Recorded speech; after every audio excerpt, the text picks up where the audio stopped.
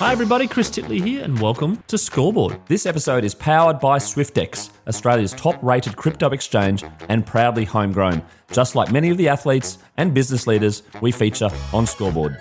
Alright, hi, it's Chris Titley here and on today's episode of Scoreboard I'm joined by, in person, Darcy Gardiner. Your first ever in-person interview podcast. It is, Apart from like a generic press conference, right? It is, yeah. It's something new for me, so thanks for having me on and I'm looking forward to it. Welcome. We're sitting here on the 13th of November at 10:15 in the morning.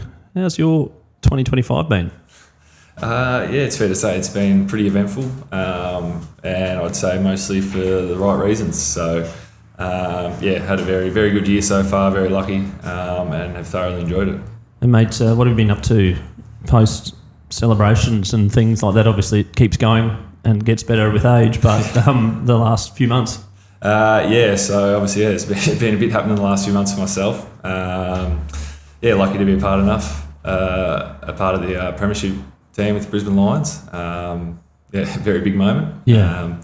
And then, yeah, a big week, as you say, after that, celebrating, enjoying it with everyone, and then, yeah, a bit of off-season travels as well. So. Yeah, mate, where do you get up to? Do you go abroad? Yeah, yep. I've been lucky enough to be over in Europe for the last 5 weeks. Covered Spain, Portugal, Ireland, Iceland and Stockholm. So, yeah, I've seen plenty. Stockholm? Yeah, we just ducked in there for the last couple of nights, just sort of worked better to travel from there. And yeah, nice. Did you go to the, what's it called, the Grand Central Hotel, I think it is, on the river there? It's about $1,000 a drink. It did, but it wouldn't have gone in. Yeah. By the end of the trip, that wasn't an option, unfortunately. I think when we went there, we got some peanuts or something to kind of, just to make sure, we're here. Wow, there's people watch for a bit. And they're like, "Are you ordering anything?" I can't afford it. Sorry, no. But what was your favourite spot, mate? Yeah, it's a good question. I've been asked that a few times. I did love Ireland just because it's a beautiful countryside, scenery. We drove around and had a good mate, Connor McKenna's wedding teammate as well, wedding over there, which was great fun. And I think Iceland as well. That was just something different, pretty unique. Yeah, Northern Lights, as they say. Yeah, well, it's unfortunately we missed out. We're there for 4 nights and we had cloud coverage every night. And I think it's been going off every night since we've left. But one thing I was pleasantly surprised about Ireland about a decade ago when I travelled there was the food. Yeah. And I was like, wow, this is like, you think, oh, Ireland, the food. You're like, no, it was pretty world class when I was there. Yeah. I don't know about you. No, it was the same. Didn't venture too far. We were stuck to the pub feeds, but you get a good sized meal, nice and cosy and warm in there. And to be honest, mostly throughout a lot of the places in Europe, it was quite impressive. So yeah, mate. Looking back at 2025, a huge year. You've been part of the club for a long time now. What does it feel like, I suppose, from when you started at the club, and then those early years where you were 16th or 17th or wooden spoon, etc., and then behind the scenes, quietly building, and then to come to that moment, yeah, the feeling around where you've been and where you are now. Yeah, it's a pretty hard one to put into words. I have also been asked that a little bit, and I still think it's something that I'll come to terms with a bit more down the track. But it's a pretty good feeling. I've looked back, I tried to look back on it a few times, like you said, the journey that it's been. Quite slow going at the start, but I was also, it sort of goes both ways. I was lucky enough to be playing, I guess, as a young kid and getting the experience. There's a lot of guys, sort of, if you go to a good team, you might not get to be playing. So sort of worked both ways, probably a little bit for me. And then, flip to this sort of time in my career and to be part of a successful team and club and sort of see it through the whole way is definitely something pretty special to me. Yeah. I'm just, a bit of noise in the background. I'm just going to sort of recap that just for the listeners to give a bit of an insight. So 2014, your first year. Yep. You finished 15th. Yep. 2015, finished 17th. 2016, finished 17th. 2017, finished 18th as Spoon. 2018, finished 15th. 2019, finished second, eliminated in the finals. 2020, second, eliminated in the finals. 2021, fourth, eliminated in the finals. 2022, sixth, eliminated in the finals. 2023, second, GF loss. 2024 fifth win, 2025 third win. Yep. The turning point was around sort of 18, 19. Yep. The newish group, the new leadership group, the refresh. go back to that moment, what were you thinking then about all this sort of new players and new coaches, etc., and the thinking around, is this a 5-year play, 2-year play, 10-year play? What was the thinking then? It was obviously we had a fair bit of changeover. I think it was that start of that 2018 sort of year. It's when it sort of all started happening. I think that's when Fags. I think the first game at the Gabba as well, you played West Coast and may have won that, and they were the premiers the year before. I think something like that. What? Yeah. So it was sort of like I said, a lot of change in the club, but a lot of key figures sort of coming in and that have pretty much been there the whole time now. It was I think maybe my 4th or 5th year, and it was obviously a turnover, new head coach. So sort of it's like, okay, well, it's somewhat exciting to sort of see what could potentially happen. Plenty of experience coming in, like I said, new players as well that have had good experiences at other clubs.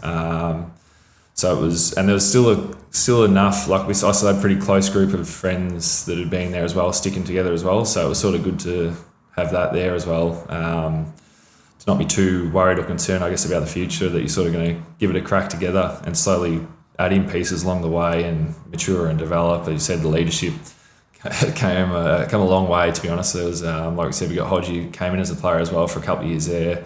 Even Grant Birchall came in for a little bit there, just sort of adding little pieces in just to help. It sort of worked out the right way when they came in. We needed that sort of that guidance, leadership, and to know what they've gone through and how they got there and that sort of thing. So at that time it was just sort of exciting, I guess, and just refreshing, and just looking forward to sort of a new challenge.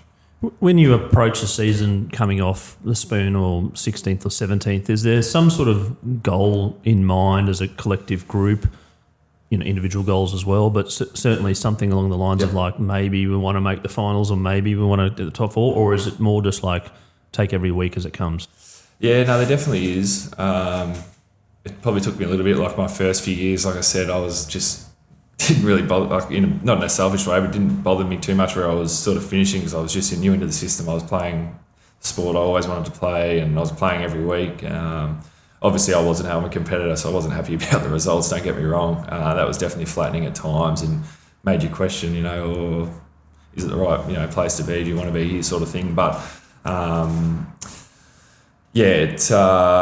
we sort of, you're probably not really looking at too much of a win-loss sort of area early on in your, that new period, because it's pretty unrealistic to think you can just sort of, flick the switch and go from bottom to top that quickly. So more just breaking down probably key statistics that we think will turn us into a good team, and things that we know are top 4 or top 8 key areas you've got to be good at. So I think we just focus on those categories pretty much week to week. You reassess it probably halfway through the year, see how you're going in those areas. You see improvement, guys get confidence, and you keep building. And then your results, you might not lose by as much. You see those margins start to come down. You get a couple of wins here and there. You steal a couple. And it just sort of slowly builds off that. But it's probably not like I said, the win-loss. It's just building in those key areas. And people talk about trusting the process and belief, etc. But when things aren't going your way, how do you question the process? Do you question things, and your brain goes to weird places and goes, well, we're on a path to maybe nowhere? Yeah, definitely. I think we were pretty lucky. Like I'm sort of probably talking now more from that 2018 onwards when Fags got there. He was very good at, and he still is, and has had to be over the years with how we've been. He's not painting the wrong picture. He's providing us with the facts of where we actually sit in, like I said, all those statistics and categories. Like I said, we weren't probably getting the results. But now, you can look back and it's easy to say that it was, the right way to do it. It's very easy to look back, but it's very hard to win premierships, right? Yeah, it is, yeah. And like you said, at the time when things aren't going right, you definitely do. There's chatter and talk. Is this right? Is that right, wrong? But I think because we've been such an open group in terms of giving, taking feedback, not just between the players, coaches as well, I think that's helped in that area in making everyone still believe that sort of what we were doing was the right path. And like I said, you could see it just slowly building. You had to be very patient, but I think that was important. Are you a patient person? It depends who you ask. Not if you ask my wife, but sometimes. Sometimes, yeah. when you're still being able to, like I said, still lucky enough to be able to be playing and just enjoying it. That's the main thing. Yeah, you talked about feedback there. I mean, feedback must be pretty brutal in some instances and very personal, maybe sort of personal from someone that you trust or know as a friend or a captain or a leader or a coach, etc. How did you go with feedback? Yeah, probably not great early on. More so from coaches. I think I was pretty good with that and respected them and understood they're trying to get you better. I was probably more on field at times. You can, like I said, I'm pretty competitive, and it doesn't. The good thing about it being on field is it doesn't continue off field. It's just it happens in the heat of the moment. Either whether it be training or games. Probably early on was a bit hot headed. You hot headed?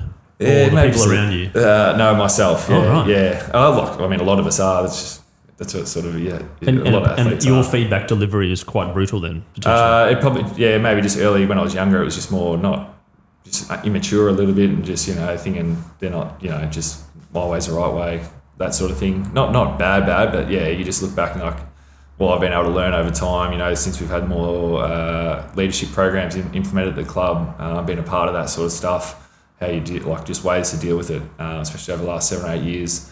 And I've seen myself change a lot on and off field in terms of not even leadership, or responding to feedback, even umpiring decisions, how the game's going, how your head space is when things aren't going your way, have certainly changed a lot. I'd imagine if you're down at half time or three-quarter time, which you've relentlessly been and come back, and it's been a wonderful thing to watch, but the views around what to do and do this and do that, and somebody goes, no, I wouldn't do that. How do you kind of understand and train your brain to say we need a collective decision, and or as a back unit we need a collective decision, and or something where we're all in agreement?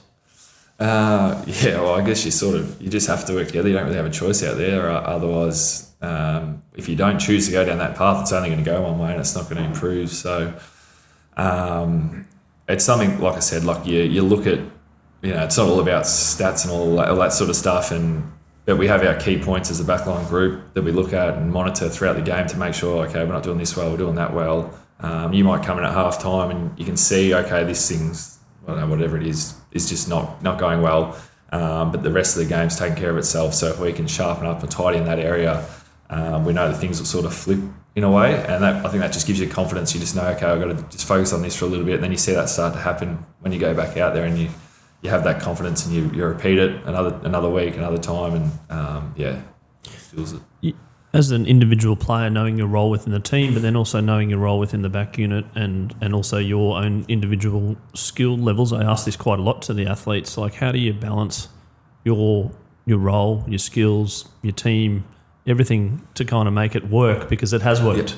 Yeah. Like I said, depending on what position you play, you go out there. Most guys go out there with a pretty, I'd say, simple but strong focus on what they need to do, their strengths and weaknesses, and just try and focus on them. For me, I just try and keep it pretty simple.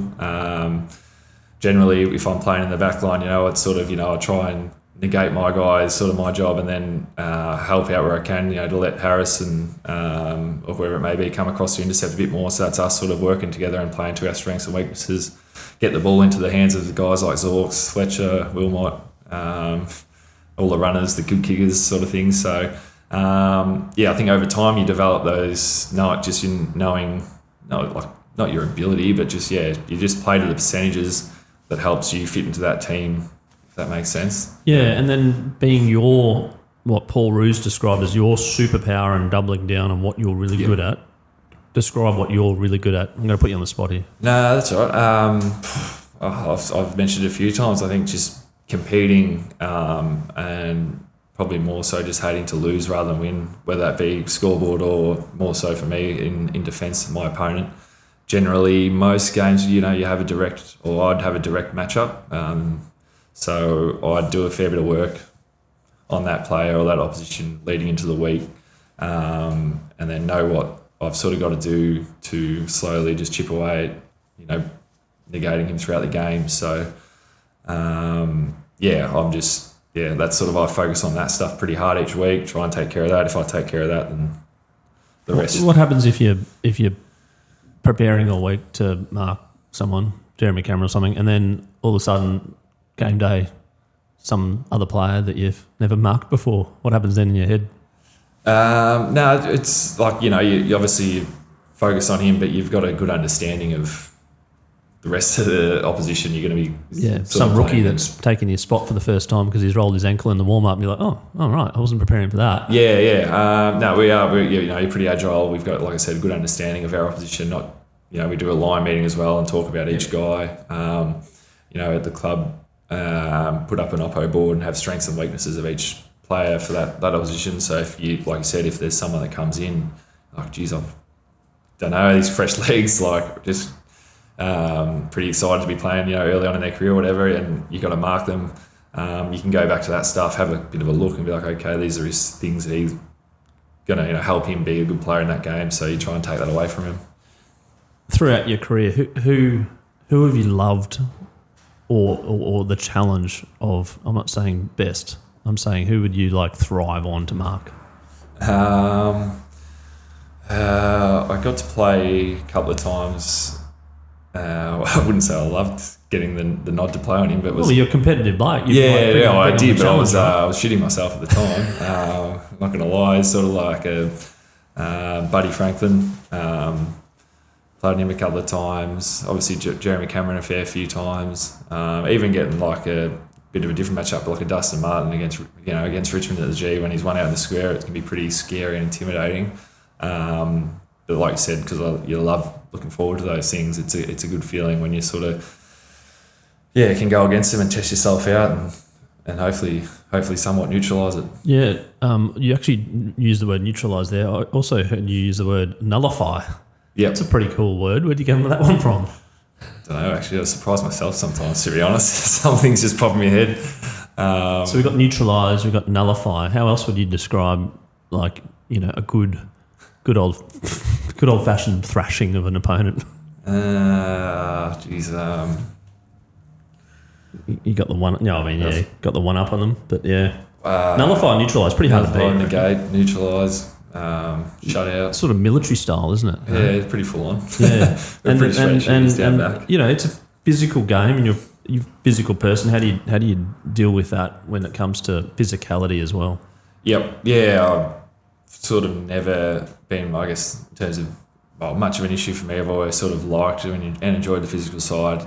It has come obviously with challenges and issues throughout my career, as everyone.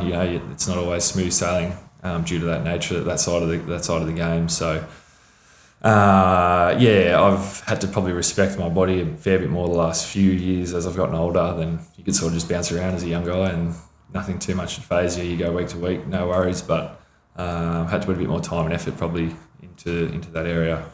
Do you ever go back to the moment of the ACL and you think about it, and you think about where that time, that feeling, and now where you are now? Actually, I haven't too much. It's a good point, but it was an interesting one, that, because I was sort of, I don't think I had to have any surgery in the off season leading into 2024. So I got a full sort of training block in. I was actually playing forward there for a little bit as well, which was the first time I'd ever done that in my AFL career. Did a little bit as a junior. So it was a bit different to defence. I was moving around a bit more, running a bit faster. Actually, so I said to a few people, I don't think there'd be any correlation, but it was the best I'd felt in a long time physically, like probably 3 or 4 years, like just how speed I was running, ground I was covering, and almost like it almost ended up looking like I was moving too good for my own, hence the injury, because it was just an innocuous little thing. So the confidence of I'll go down that black run skiing, I'm feeling good, right? Yeah, literally, yeah. I was running up, hitting up at the ball, getting on the end of a few things. I think I'd kicked. I think I kicked 2 goals maybe in that first quarter, and I hadn't kicked any goals for the year. So I was like, you feel, you get the dopamine hit, the crowd as well. Yeah, a little bit of that as well. So it brought me down to earth pretty quickly. No, that's for sure. The key to being a good defender versus the key to being a good forward, you reckon there's a place for both? In people can sort of change, or is it worlds apart? No, there's definitely flexibility there.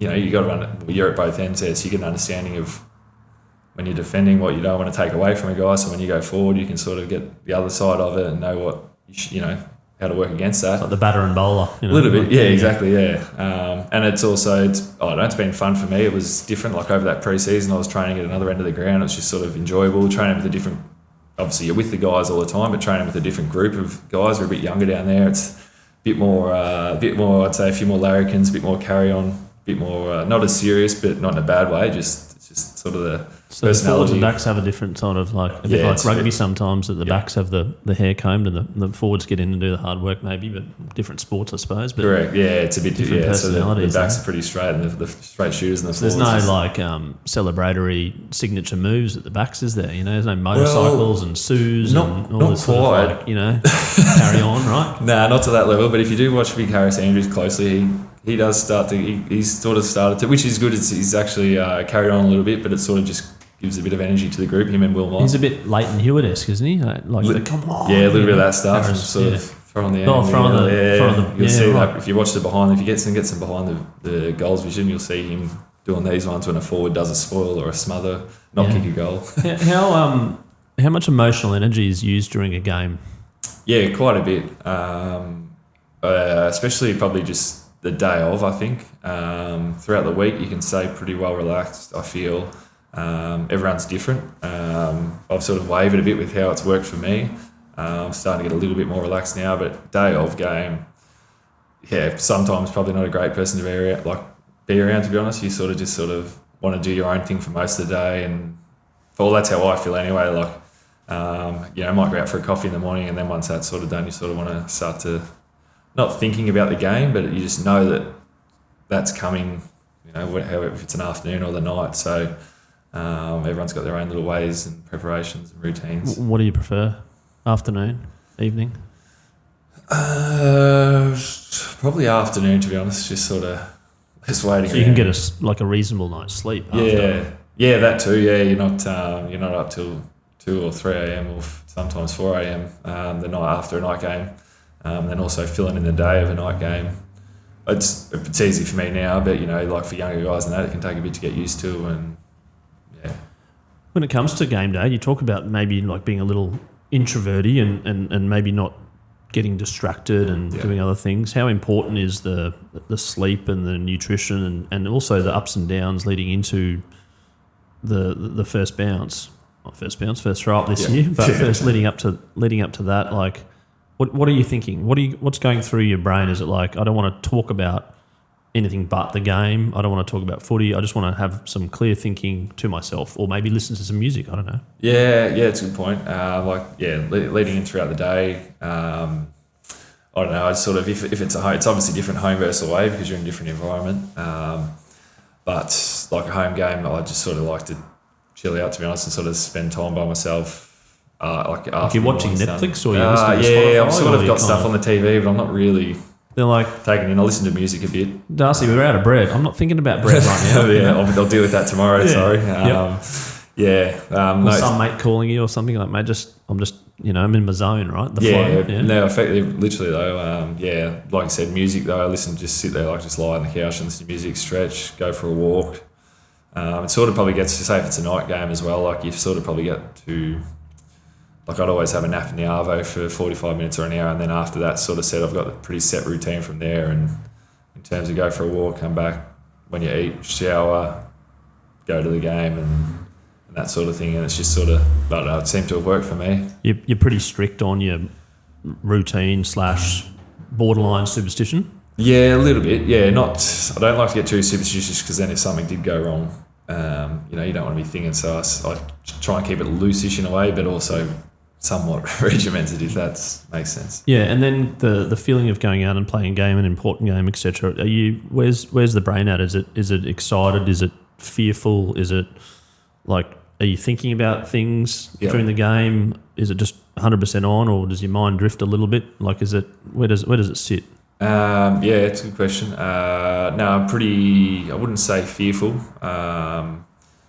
Because they're pretty, I feel like we're pretty, everyone's different, but I feel like I'm pretty well prepared with what I've done throughout the week to be able to go out there and do what I need to do to help us win. There'll be times where you do all that as well and things don't go to plan, and that just happens. But you just got to keep soldiering on. Like I said, my mindset's definitely gotten better over the last 5 or 6 years when things aren't going well, and being able to either flip it and get it back on terms, or just you just got to keep chipping away. And sometimes it's not happening for you. That's going to happen. You can't be 100% week to week. So it's sort of you just sort of. But my mind, I wouldn't say it drifts too much. Like it's pretty. That's I think it's sort of you're preparing it throughout that day to just be ready to go for that 2.5 hours, 3 hours. And then when the bigger games come along, do you treat them differently? In your mindset? Not really, no, to be honest. You obviously probably feel, your body definitely would feel a little bit more probably adrenaline than a Sunday Arvo game, or just throughout the year. It's just, I think that's just natural with the bigger crowd, and obviously it's a lot more emphasis on the game, bigger implications as well. So it does, but I don't really, especially now, probably, maybe if I was playing finals when I was in my first few years, I'd have Which a lot of the Lions players have been, right? Yeah. In the last couple of years, you're like, wow. Yeah, but those boys, but I'd probably be a lot different, but because of where I am when I've been playing them, I'm probably in a better position to handle it. Yeah, and just touching on this year briefly, like, dead set even at half time, and then what are you thinking about at half time? Are you thinking about like just the process, the structure, and then if you give everything you've got and it just doesn't come up, are you thinking about that at all? Geez, in the grand, I don't know. Like, I mean, half time was an interesting one. Like, it was obviously the score, it was a pretty low scoring, but like I said, it was tight and it was quite physical. It was a warmish day as well, so. Well, to be honest, wasn't a lot of thinking going on. You're just getting in there, everyone's taking their breath, just trying to, think, okay, well, we've been playing pretty well. I think we can still got, and looking at how we had been going, we sort of knew we had areas to improve, and the scores are still even. So you're like, okay, that's a bonus. So I think that gives guys as opposed to like we've given everything and there's we've not much left. We didn't feel like that was the case for us. So that was, I think. If guys come in a little bit flat, can turn the tables for them a bit, and they can go, okay, look outside themselves and go, actually, I can contribute here, or I can do this stuff a little bit better that I haven't been doing as well. But personally for me, I was, obviously just had the role that I had to do, so I wasn't thinking too much. To nullify Jeremy Cameron, Yeah, which definitely helped, the fact that his arm was in two pieces. Mate, you got to take it, mate. Yeah. My mind didn't really change from that. Personally, I was pretty just like, okay, I've just got to, it's worked so far, so I just got to keep doubling down on it. When did you realise that you'd won it? At what point? Early in the fourth, you reckon? Or something? I think there was. I didn't want to go too early because I just didn't. Because of what's happened in the past. And just being the grand final, but I reckon there was someone kicked it might have been Huey's goal. He kicked a set shot sort of from an angle. It was probably one before then, but I think that was the one where I don't think I celebrated any of the goals until that one. Yeah, I was sort of just wanted to. And there might have been 7 or 8 minutes, I don't know, on the clock. Yeah. But that period of enjoyment then, lapping it up. Yeah, definitely. It was an interesting period because it sort of felt like that was a period where, like you said, you felt like you'd won the game. So when the siren went, it was still exciting, but it was sort of like, you were just waiting, and then it went, and you're like, fuck, I'd sort of already celebrated all that. God, you can't F-bomb on my podcast. Beep. No, you can do that. Or just put the E on. Mate, one of the greatest moments, potentially, in your life. So you can swear as much as you want. So it was an interesting way that it all played out. Yeah, because prior to that in 23, it came down to millimetres, right? Yeah, no idea how long was left or what was. Well, obviously knew there wasn't long left, but you're just playing it out. The ball was live. And could barely hear the siren when it went that year. So and then just touching on that, there's a lot of press reported around you watching that game after, or pretty much the painfulness of that. Yeah. How important was that? Do you think, or a moment like that to relive exactly what you went through to then kind of have that drive? Yeah, very. I think it was pretty. That was good and pretty important. I think that we knocked it on the head pretty early. Everyone sort of got up if they wanted to say their piece and sort of say, I wish I had this moment again, or I wish I could have done this better, own up to things that they didn't think were of standard and that sort of thing, just to not to out anyone or, point the finger at anyone, but just so we could come back after that break and pre-season is just not even really talk about it or not have things sort of lingering around about it or any issues with it. So I think maybe you can hear, I'd like to hear other teams that lose ones or close ones and then they can't quite get back that next year or they don't even make finals next year, and whether that has an effect on it, I'm not 100% sure, but I found it very beneficial what we did after losing that game. Yeah, and then just before we get on to a few questions about yourself, I asked some athletes about high performance, and high performance can mean in hindsight, it can mean currently. Do you think about yourself and there's some traits or daily traits or some traits that have helped you through those moments, the loss of the final, the injuries, etc., where you're comfortable with yourself or there's something that you do to kind of keep going and getting the best out of yourself? I guess being able to, you can put a lot of trust in the team around you in terms of whoever it is at the time, physios, the rehab staff, all that, surgeons and that, and probably after having a few setbacks and being able to bounce back and actually come back and play at that level and a capable level, not just getting back out there and not really feeling like you're up to it, has given confidence that the things that I'm doing and the things that they're making me do and implementing is working and will work each time there is a thing that happens or a setback. So I don't get too worried or bogged down if something isn't going to plan, just because I've seen, I can look back at a lot of things that have happened to me and others and know that there is a way out forward, and it's not just all doom and gloom, if that makes sense. Yeah, has your perspective changed a little bit on life as you get a little bit older? Yeah, a little bit, yeah. Definitely, I've definitely been very, I've had a few things, but I can't say I've been very lucky, very, very lucky with the career I've had so far and hopefully what's to come. I only have to look at other teammates that I'm close with, and it doesn't, have to go too far to have a bit of perspective in life and even travelling and that and seeing how things go around the world. I think it's just also about, it's nothing instrumental here, but just I've found myself enjoying things and not probably taking things as serious as my career's gotten older. Can weigh you down a bit, I think, through the middle part of your career, or my career anyway, when you're sort of meant to be at your peak and that sort of things aren't going to plan. You can probably overemphasize things or look into things too much. And the last few years or last year or two, I've been able to just pretty much flip that on its head and not really care about things that you don't need to care about. Yeah, much, yeah. The fun element, it's a question I ask quite a bit. Yeah. You mustn't be having that much fun when you do your ACL, but then you're back into things. Do you connect with fun every now and then, or try to? Yeah, I'm quite. I try to. I've had to. It's probably not as natural for me. Training on the field wise, off the field, different.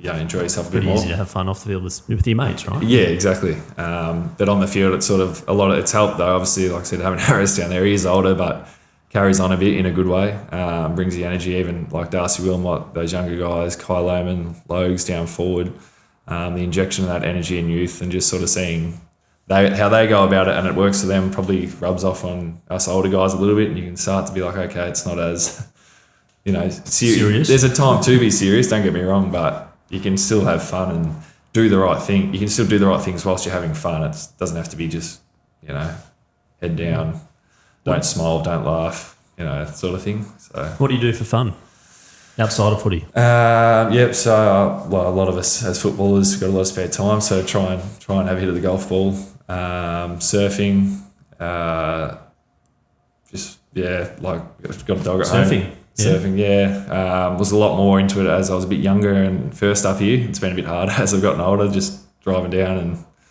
injuries, getting stiff in the car, that sort of stuff. People, young ones, like, who's that old man? Yeah, literally, get out of my way. Travelling, got a chocolate lab at home, a dog, wife Sophie and that, so enjoy spending time with them. Yeah, go for a dog walk. Go for a walk every day, a couple of times a day with him, so not too far though, he's nice. Not the most athletic thing. Now, we do have a sponsor, or a couple of sponsors on Scoreboard. One is SwiftX, which is also a Brisbane Lions major sponsor, which is great to have you on the show. And SwiftX, Australia's most trusted cryptocurrency exchange with over 1.2 million users in Australia and New Zealand, and they've got a new little campaign called Where Can Crypto Take You? And as part of their sponsorship, we run a little segment called The Bucket List, and it's a sporting event live that you'd love to attend as a spectator. Darcy Gardiner. Yes, for me, would probably be the NFL Super Bowl, I reckon. Right. Yeah. Anywhere? Like no particular stadium or teams? No. If I can just get there once, that would be enough. And what would you do? Would you do the big tailgating party?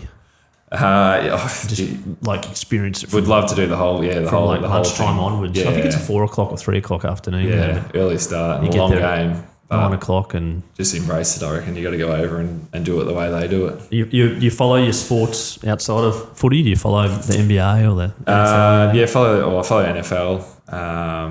Probably the closest sport outside of footy. There's a fair few of us at the club that do that. Bit of fantasy as well. Oh yeah, I'm in the NBA fantasy at the moment, having a reasonable start, which is good. No injuries. Yeah, injuries come thick helps. and fast. Well, I've got Trey Young from Atlanta. He's not going very well. But the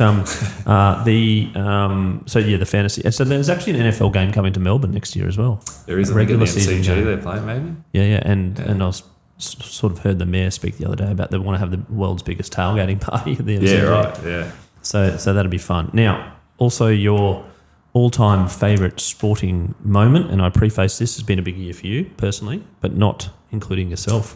Yep. A bit off. Well, not off topic, but yeah, as a youngster, like I said, grew up down the coast and loved surfing. So for me, looked up to Taj Barrow and Mick Fanning. So when Mick Fanning won his world titles in, I think, the first one 07, 09 and 13, that was pretty cool and something I enjoyed as a youngster. Yeah, no, for sure. And became very famous for his investment in a beer company too. Yeah, he did, yeah. Bolter. Wish he got me on that, even though I don't know him, but that would have been nice. Yeah, that's right. Maybe the next one, yeah. Captain Sensible is a beer that I enjoy sometimes every now and then. Big shout out to Bolter. Yeah, absolutely. It's good beer. Delicious. And it's good mid-strength, so you can drink responsibly, everyone. The other thing I was asked about is your scoreboard moment. Of course, the scoreboard. Who could forget the scoreboard moment? The scoreboard moment is a moment in your life. It's very visual. It's like a Kodak moment, almost like a sliding door sometimes as well. That you can recall, and from that life changed.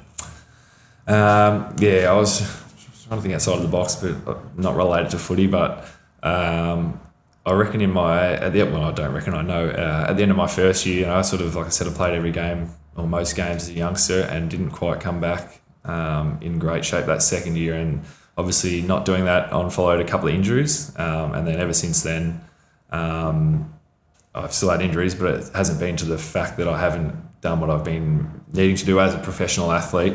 And after that year, that was definitely a turning point. And I think while I've been lucky enough to be involved and still playing the game for as long as I have. And Darcy, we also have another sponsor in PocketSmith. PocketSmith is the personal finance app for the household CFO, the one keeping the budget in check, paying the bills and kicking goals. Over 80,000 Aussies use PocketSmith to track their spending, see their net worth and plan ahead. Darcy, I'm curious, are you the CFO of your household and do you budget? Loosely. I wouldn't say. I'd say it's also a 50-50 between who the CFO is, but loosely have been keen to dive into it probably a little bit deeper, especially as I'm getting towards the end ish of my career. So, are you thinking crypto, shares, property, Netflix subscriptions? Yeah, I've got to take care of a few subscriptions. Actually, that's a good reminder. Thank you very much. I've got to see what I'm actually signed up to. It's hard to keep track of every now and then. Yeah. Where you're like, did we do that free trial? Correct. And then you get whacked on Apple and it goes $9.99 on Apple. You're like, what was that one? Yeah. And you have to go through and you go, because Apple makes it so easy for you to subscribe, right? Yeah. Yeah, so I've had to sort out a bit of that. Got a couple of properties and that, so that's been good. But keen to sort of obviously look at a few other options. And Darcy, we also have a little segment called the Favourite Junior Club Shout Out, powered by PayLab. Experience the ultimate in savings and convenience with PayLab Rewards. The PayLab platform is designed to help your club and its members make the most of every purchase by offering instant rewards at over 140 of Australia's top retailers. And even better, your club can earn a revenue share from every transaction made. A big shout out to PayLab. Now, Darcy, a junior club that you played for, a shout out to them and why? It's a pretty easy one for me. The Queenscliff Footy Club, very small coastal town where I grew up as a kid. And, played all my junior footy. Very tight community bunch down there. And I still got quite a few friends and pretty much know everyone that's still at the club. So a big shout out to them. They're doing very well at the moment. It's good to see, and hopefully maybe one day I can get back there and have a kick for them. I love that connection back to junior sport. Like I've got kids now playing with clubs, and the memories are so vivid as a kid there, and also the coaches and the teams and the players and the premierships and the losses and everything. But then as you have grown older to become the master of your trade in playing professional AFL, it's great to go back and connect with that. Yeah, absolutely. And I think it's just pretty cool that a lot of the people are still involved since I was there. So it shows it's a special place. Excellent. We'll give him a shout out on social media now. A couple of other questions. I've had Dale Morris on the podcast before, and we texted him just to say we've got something to talk about on the podcast with you, and he mentioned something about his bone broth. So I'm curious to know, and Dale will love this, curious to know what's this bone broth business talk about? I'd never really I knew what broth was, but I hadn't really come across using it as a tool to, help your body recover and improve as such. So obviously Dale, throughout his career, had a fair few injuries, and I think it was one of his ACLs maybe.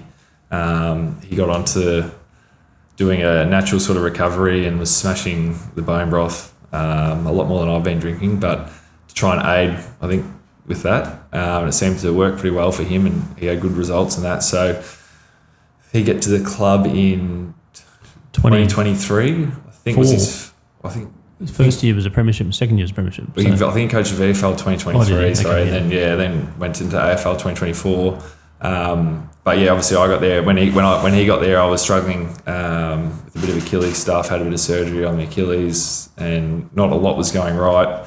And he just brought up the idea of bone broth and helping, and so I got the recipe off him and started to cook just my homemade chicken bone broth. Not that my wife loves it because it smells out the house, but it's something that I sort of started to do, and you can get a bit lazy with it. But I sort of once I start something and I seem to see good results from it, I hate to not continue it.